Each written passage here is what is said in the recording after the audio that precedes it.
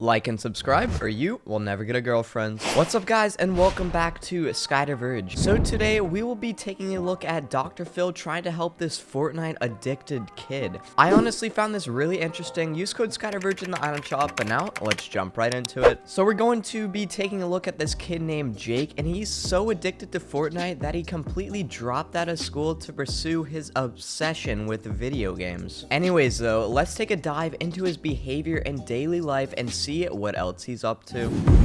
A typical day for me is where I'll usually wake up, grab breakfast, come back down, play games for a couple hours. I spend pretty much all day on video games. I truly think I am addicted to video. Okay, well, at the start, at least he pointed out his bad behaviors and has acknowledged that he has an addiction to video games. This is surprising because most of the other kids we have looked at before will never come to this point and will just deny their obsession.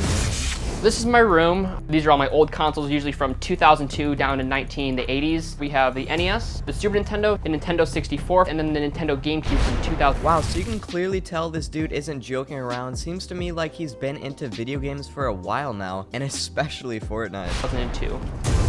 My mom does frustrate me sometimes when she takes my games. You've been playing games all day long. Sometimes I'll yell at her. So now we're starting to see why the problems are occurring. Jake's mom takes his games away and he starts to get angry. When we got into a fight about my games, I was like rampaging around the house, trying to find them, like opening drawers, opening cabinets, rummaging through even the pantry because I was just so upset about it. I came down here and punched a big hole in the wall, and then she was like, yeah. I don't know if it's just me, but the way Jake talked kind of just makes me laugh. He just sounds so insane, like a maniac. But I just kept going. I stopped going to school 2 days ago. I don't feel like I can do school right now. It's very difficult for me. Why? I have no clue. Me not going to school is a brand new thing. I just don't feel school is for me. Jake's addiction got so bad that he decided to quit school, and it doesn't seem like his opinion about it is going to change anytime soon. At the moment, my dad and I did get into a physical altercation. I was sitting in the office playing my games, and he came and grabbed me, threw me on the floor, and then I got back up. I tried to run away. He grabbed me, pushed me out the door, tried to get me into his car. Just when I thought it couldn't get any worse, he brings up a situation when him and his dad got into a pretty intense fight. And I'm sure it wasn't the first time that this has happened. He apologized, I apologized, so we're on good terms now.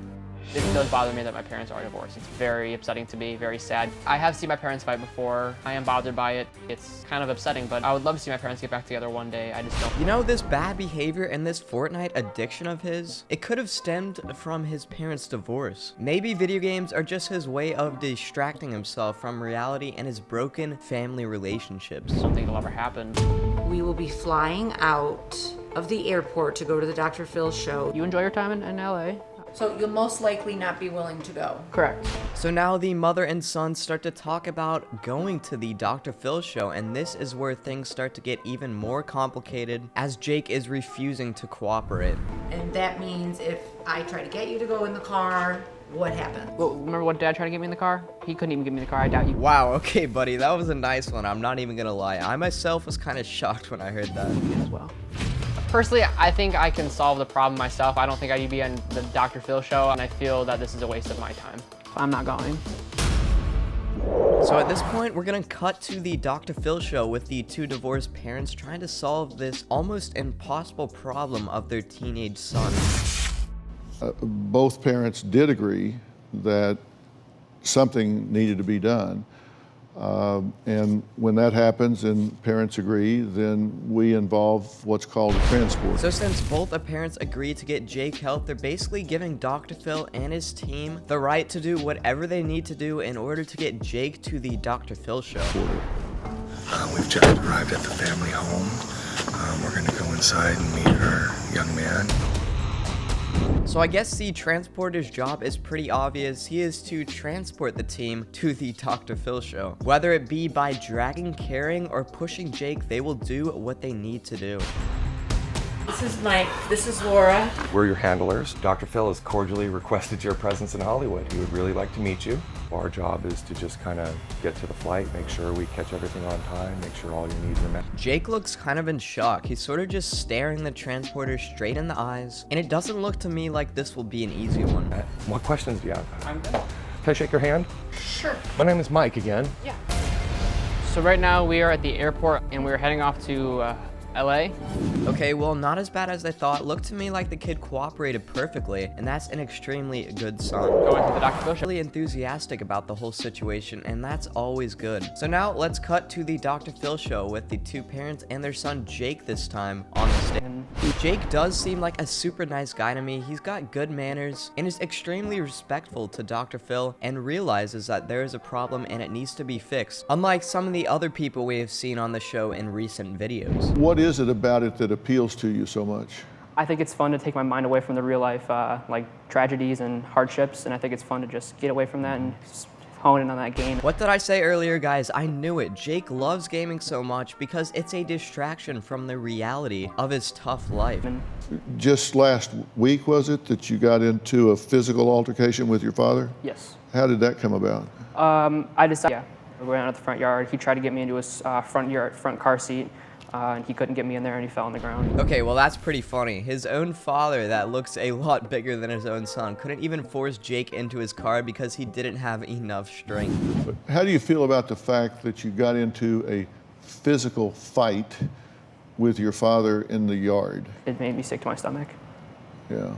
Me too. You can tell the dad is kind of embarrassed by the whole situation. Just look at him in the eyes. You've knocked holes in the wall, you've torn shelves down, you've aggressed against the dog, you've aggressed against your mother.